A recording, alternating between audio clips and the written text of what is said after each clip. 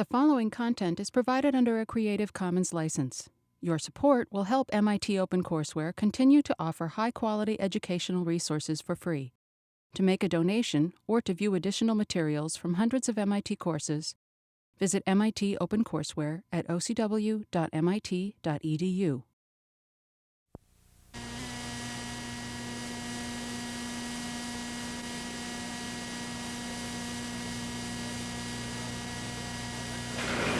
Hi.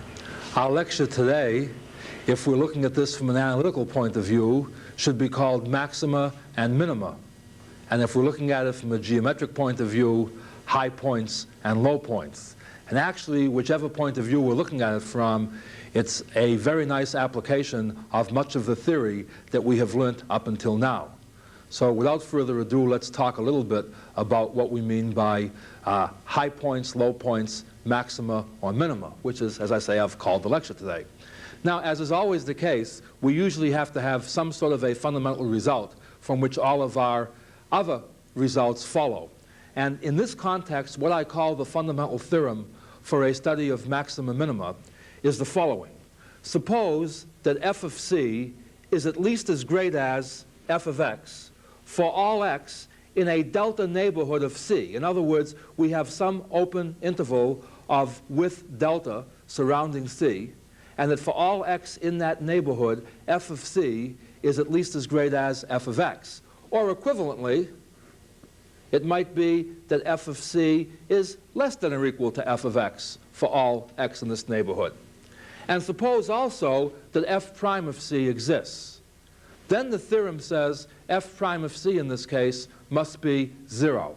And whereas this can be proven analytically, again, the analytical proof is motivated by what's happening geometrically, and the geometric demonstration is particularly easy to visualize in this particular case. Let me run the risk of drawing this fairly freehand here. See, what we're saying is this. Suppose you have at the point c comma f of c on this particular curve. Suppose at this particular curve the derivative exists and is positive. See, that's the way I've drawn this. In other words, notice that in the neighborhood of the point c here, for example, the derivative here is positive. The curve is always rising. Now, what we're saying over here is that if you look at this particular picture, observe that f of c will not exceed f of x for all x in this neighborhood. In fact, I think you can see just by looking at this picture that as x increases, f of x increases. In other words, in terms of this picture, if x is less than c, f of x is less than f of c. And if x is greater than c, f of x is greater than f of c. In other words, what we're saying is if the derivative is positive, it means that the curve is always rising, and hence the point in the middle of that neighborhood cannot be the highest point in that neighborhood, nor, for example, can it be the lowest point. In fact, a similar argument holds if we want to illustrate that f of c is less than or equal to f of x in this particular neighborhood. And by the way, again, observe what we're saying. This is rather crucial over here. First of all, we're talking about a sufficiently small neighborhood of c. What I mean by that is something like this. You see, and by the way, this could cause a little bit of a problem if you're not careful with your language. See, if we drew a picture like this, and you say to somebody, where are the high-low points on this? I think it's quite natural that a person would say, well, this is the high point, I'll call that h. And this is the low point, I'll call that L. And he might tend to forget about this point here, because even though it's fairly high, it's not nearly as high as this point. What I'd like you to see, however, is that our definition talks about what? In a neighborhood of the given point. You see, what we're saying here is that if we pick a particular neighborhood, an appropriately chosen neighborhood surrounding C, then what is true is that at the value of x corresponding to c, f of c is the highest point in a suitable neighborhood of c. In other words, if you knew that for some reason or other you had to be working in this neighborhood here, you could say, well, in the domain in which I'm interested in, this is a high point. And this is why we talk about local or relative maxima or minima as opposed or in addition to absolute maxima and minima. In fact, you see, this happens quite frequently in practice. Suppose you were doing an experiment and you really wanted to produce the largest possible value of y. Well, you see, utopianly, you would like to pick x out here someplace. But suppose because of some constraint in the laboratory, the largest value of x that you could choose might be over here. And then you see what the equivalent problem would be, and this is where the domain of the function has such a powerful meaning in terms of practical applications. What you're saying is, look, if the domain of my function is limited to this interval over here, then this particular point, as far as I'm concerned, is the highest point. You see, in other words then, notice that the labeling n sub delta of c indicates that you're talking locally rather than globally in a neighborhood of c, okay? And this is the important issue here. Now, the hardest part about this particular result, as I see it, is not understanding the result as much as it is of reading more into the result than what's really there. And so I have a few cautions for you. The 3 commandments they turn out to be. The first is beware of false converses. And before you can beware of false converses, you have to know what a converse is. Roughly speaking, a converse applies only to an if-then type of statement. And you get the converse of a given statement by interchanging the clauses that follow the if and the then. And the reason you have to beware is that a true statement can have a false converse. For example, consider the following true statement. If a person is listening to me lecture now, then he is alive. Hopefully a true statement. Okay? If we now interchange the clauses to form the converse, it says, if a person is alive, then he is listening to me lecture. A tragically false statement. Okay? But notice the difference between inverting the clauses of an if-then statement. And the idea is this. Notice that our theorem says if f prime exists, see, then, or if there is a local maximum or a local minimum, f prime of c is 0. It does not say that if f prime of c is 0, we have a local maximum or a local minimum. Perhaps the easiest way to see that is in terms of an example. That's the nicest thing to show how a converse is false. To prove that something is true, you can't do it just by showing it's true in certain cases. But to show that something is not true, all you have to do is exhibit one example in which the result is false. That's enough to prove that it can't always be true. For example, in this particular diagram, notice that in the curve y equals f of x, which I've drawn here, the curve at the point c comma f of c has a horizontal tangent. In other words, f prime of c is 0 here, but notice that in any neighborhood that surrounds c, in any open interval that surrounds c, notice that if x is less than c, f of x will be less than f of c, and if x is greater than c, f of x will be greater than f of c. In other words, notice that except for the stationary value at which we have a horizontal tangent, the graph is always rising in any neighborhood of c. Okay? That's the first point I want you to see. The second point says, beware if f prime of c doesn't exist. See, all our theorem said is, look, if you have a relative high point, a relative low point, relative max or a relative min, at x equals c, and if f prime of c exists, if f prime of c exists, then f prime of c is 0. But who said that f prime of c has to exist? Again, let's look in terms of an example. If we let f of x equal the absolute value of x, recall from our previous assignments and the like, that the derivative of f of x in this case does not exist when x is 0. In other words, f prime of 0 doesn't exist.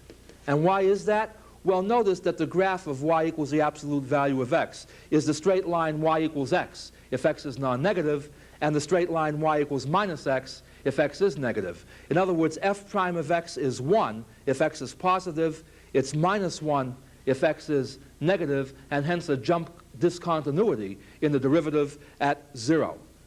But you see, the point is this. If you look at our graph, do we have a low point at x equals 0?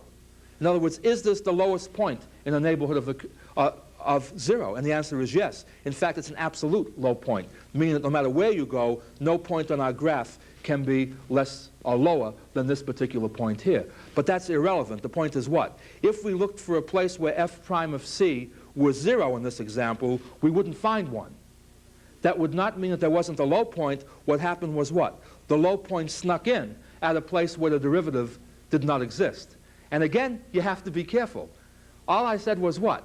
Beware of points for which f prime of c does not exist. It does not mean that at each point where f prime of c does not exist that you're going to have a high or a low point. For example, remember that the derivative not existing, loosely speaking, means what? That there's a sharp corner to the curve. What I'm thinking of is something like this. Let's take a curve that's always rising, say something like this.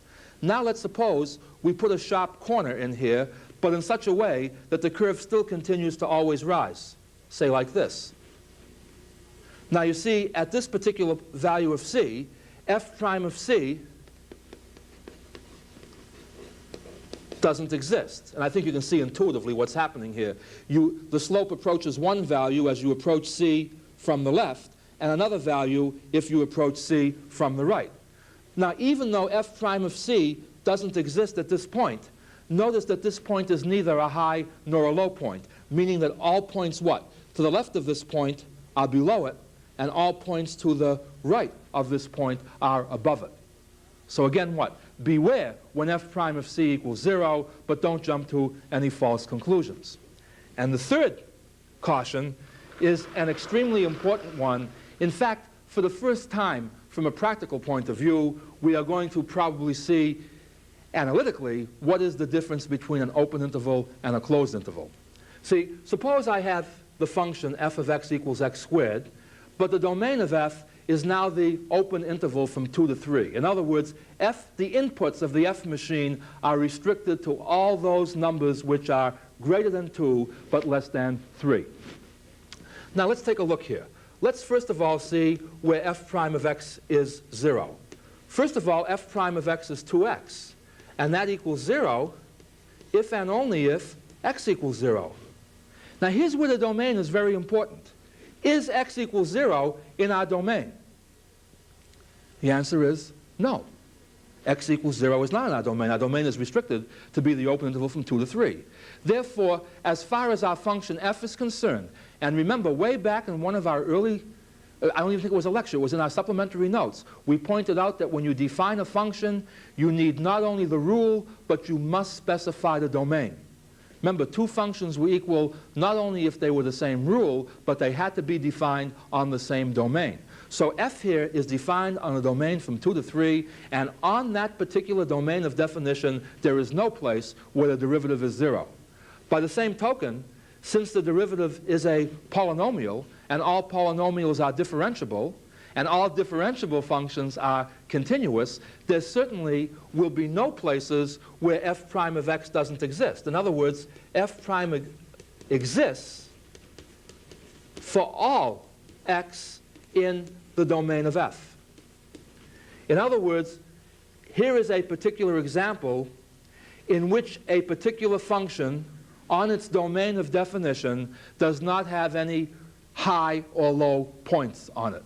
And I'll illustrate that graphically in a few moments. I simply wanted to put this on the board first to put it into sharp contrast with what we're going to say next. You see, if we're not careful, in fact, the next problem looks exactly the same as the problem that we just solved. Namely, what we want to do now is investigate the function f of x equals x squared, but we want the domain of f now to be what? The closed interval from 2 to 3. In other words, the only difference between this problem and the problem that we just solved is that now we want the endpoints included. All right? Now, there's no sense repeating the part that we did before. First of all, will f prime of x equal 0 in the domain of definition? As we saw before, no. Is f prime non-existent any place in the interval? No, it's differentiable. It's a smooth polynomial curve. Answer is no. Now, here's where we come to two very important points that hopefully will clarify certain conventions that were made in the textbook.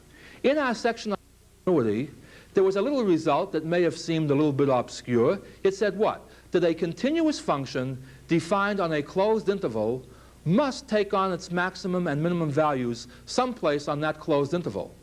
You see, all we've proven over here is what?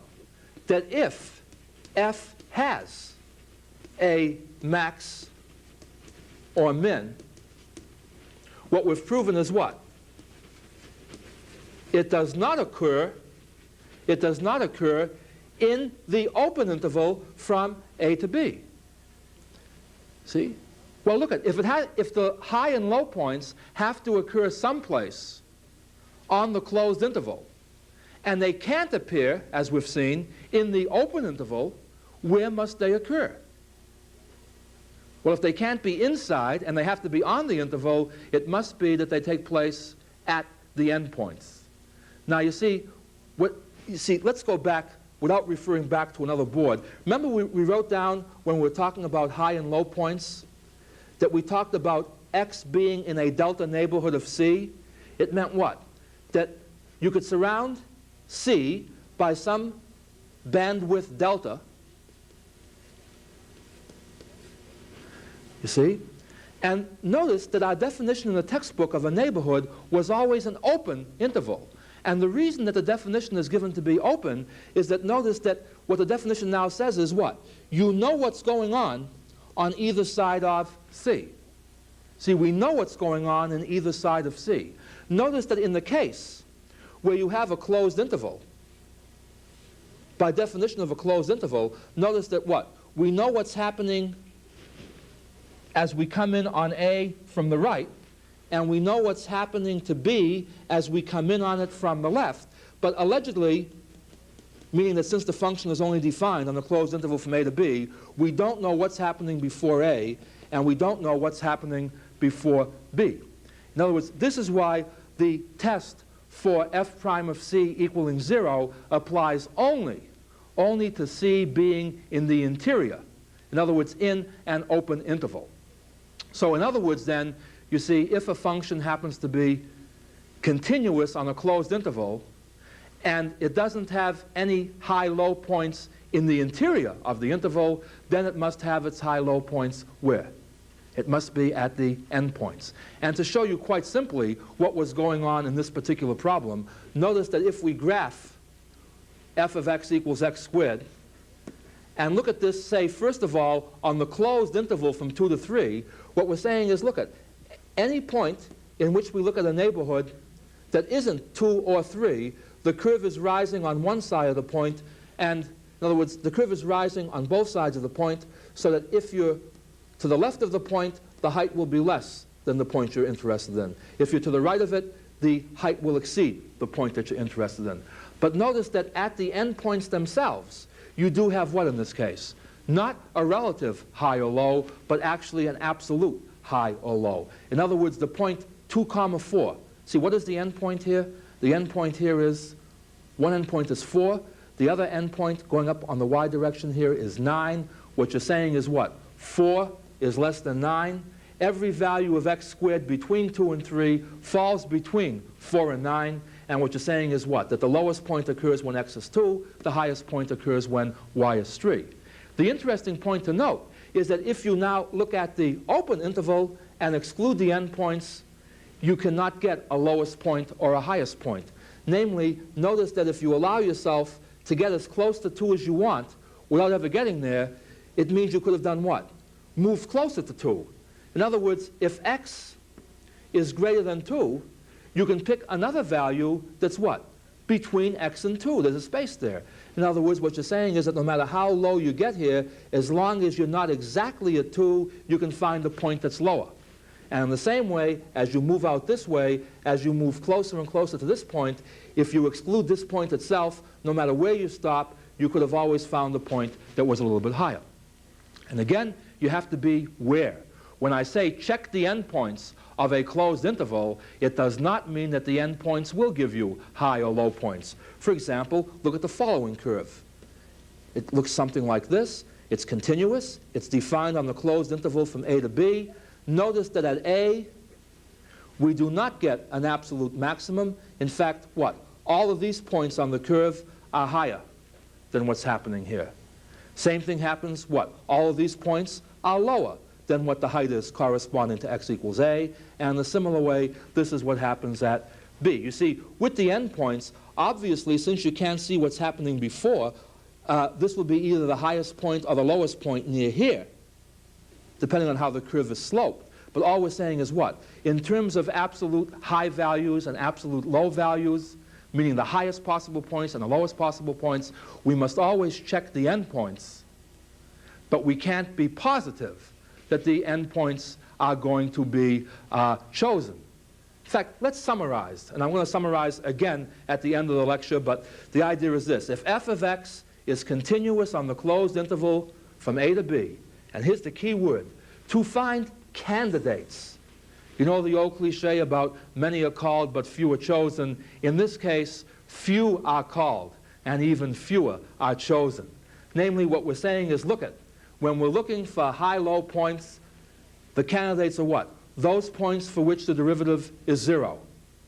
See, we can check those out because those are possibilities. Those points for which the derivative fails to exist, we can check those out because they're possibilities. And the endpoints. Okay? Namely, if the function is continuous, we check the endpoints. By the way, if the function is not continuous, then there is no need to check. Well, let's put it this way. If you're on an open interval, there's no need to check the endpoints because there aren't any. In other words, notice that I'm talking about what? That the function f is not only continuous, but on a closed interval. That's all there is to this. In other words, these are all the possible candidates. Now you see, the bigger question is, how do you use this? And I thought that I would make up a makeshift exercise, one that's rather easy to do at the blackboard. For deeper exercises, for more quantitative results, we have several exercises in the learning exercises, several exercises worked out illustratively in the textbook. But let's pick a particularly straightforward example. Let's suppose that what I want to do is construct a cylinder. This is a cross-sectional view of a cylinder. X represents the radius of the base, and Y represents the height. This is a right circular cylinder. I'm given a constraint. Namely, I'm told that for some reason or other, and I don't know why anybody would ever want to impose this condition other than the fact that we want some condition imposed here to see what's happening. I'm told that I want the sum of the radius of the base and the altitude to be exactly 30. In other words, if the radius of the base is going to be 6 inches, I want the altitude to be 24 inches. That's a constraint. And by the way, I'll come back to this later also. Notice how you're almost begging a related rates relationship here, that are an implicit relationship, that x and y are not independent, but I've now put a constraint on here. At any rate, the question is, how shall I use up my 30 inches, say, if I want to make the volume of the resulting cylinder as large as possible? And notice how we work this thing. We say, well, the volume is equal to pi x squared y. In this particular case, it's easy to see explicitly that y is equal to 30 minus x. It's also easy to see physically that x must be more than 0. You can't have a negative radius of the base. It must be less than 30. Because if you used up more than 30 inches in the radius of your base, how can the radius of the base plus the altitude add up to exactly 30? Because physically, the constraint is that the altitude can't be negative. It's certainly a positive value. So our analytic relationship is what? That v equals pi x squared y, which can be written as pi x squared times 30 minus x, which in turn can be written as the polynomial 30 pi x squared minus pi x cubed, where x is the open interval, or defined on the open interval from 0 to 30. Now, how do I proceed? What was my test for membership? I have 3 ways of checking out where high-low points will occur, or max-min points in this case, since notice that this function does not require a graph to understand it. I first check out to see where the derivative is 0. Well, the derivative is simply 60 pi x minus 3 pi x squared. If I set this thing equal to 0, I find upon factoring that either x must be 0 or x must be 20. I can immediately exclude x equals 0. Because you see, notice that my function v had its domain of definition on the open interval from 0 to 30. X equals 0 is not in the open interval from 0 to 30. Consequently, we can rule this thing out. And what we discover is that x equals 20. So x equals 20 is the only possible candidate that we have. And by the way, since the sum of x and y must be 20, if x equals 20, y must be 10. So the only candidate that we have by setting the derivative equal to 0 is that x should be 20 and y should be 10. We do not get any candidates in the sense of where the derivative doesn't exist, because if you look at 60 pi x minus 3 pi x squared, this certainly exists for all values of x. And finally, we have no endpoints to check, because again, our function v is defined on an open interval. By the way, if I try to draw this somewhat to scale, a very interesting result turns up which may show the power of analytical methods versus more intuitive types of methods. You see, what we showed here was what? Without going into the details, that to get the largest volume cylinder, x should be 20. In other words, the radius of your base should be 20, and the altitude should be 10. Let's take a look at that. Drawn roughly to scale, the radius of the base here is 20, and the altitude is 10. By the way, that means that the cross-section will be what? A rectangle whose height is 10 and whose base is 40. Now, you know, intuitively, I think it's easy to see that for a rectangle, for a given perimeter, the largest possible area rectangle is the one which is a square. Well, without even trying to prove that, let's go to this thing here. Instead of using up the 20 and the 10, let's draw a second rectangle, or a second cross-section of a cylinder, where the radius is 15 and the height is 15. Notice that this still satisfies the fact that the sum of the radius and the altitude are 30. Now, look at this. If we compute the area of this particular rectangle, 40 times 10, it's 400. On the other hand, the volume is what? Pi times 20 squared, the radius of the base squared, times the height, which is 10, and that yields a result of 4,000 pi. On the other hand, if we look at our second rectangle, its area is 450. But its volume is what? It's pi times 15 squared times 15, which is 3,375 pi. The interesting result here is what? The area of this rectangle is greater than the area of this rectangle. In fact, the area of the second rectangle is 450. The area of the first rectangle is only 400. But notice that when you revolve this thing to form the cylinder, the smaller cross-sectional area generates the larger volume. And the reason, of course, for that is that the relationship in our variables was not linear. In other words, notice that when x is large, a relatively small change in x produces a large change in x squared. In other words, a relatively small value in x can offset a relatively large value or increase in y. And this is kind of interesting, because try to figure out intuitively how you would figure out where these stop compensating for one another. Where does it turn out that finally you've taken so much away from x that even though you square it, it can't compensate the change in y? How would you intuitively pick off where the high-low points occur in a problem like this? And all I want you to see is, again, the beautiful, gentle balance between intuitive calculus and rigorous calculus. That we don't throw away our intuition, but notice how in many cases where our intuition fails us, the analytic recipes come to our rescue. But enough said about that. Let me now again highlight the difference or the relationship between functions and graphs. Namely, in all of this discussion that we've done on this particular board, we're talking about what? V being a function of x. We do not have to visualize this thing pictorially, but if we wish, what we can say is, let's graph v as a function of x. And you see, going back to the material of last time, and notice, you see how interrelated these things are. Notice how curve plotting ties in very nicely with derivatives and the like. All we're saying is what?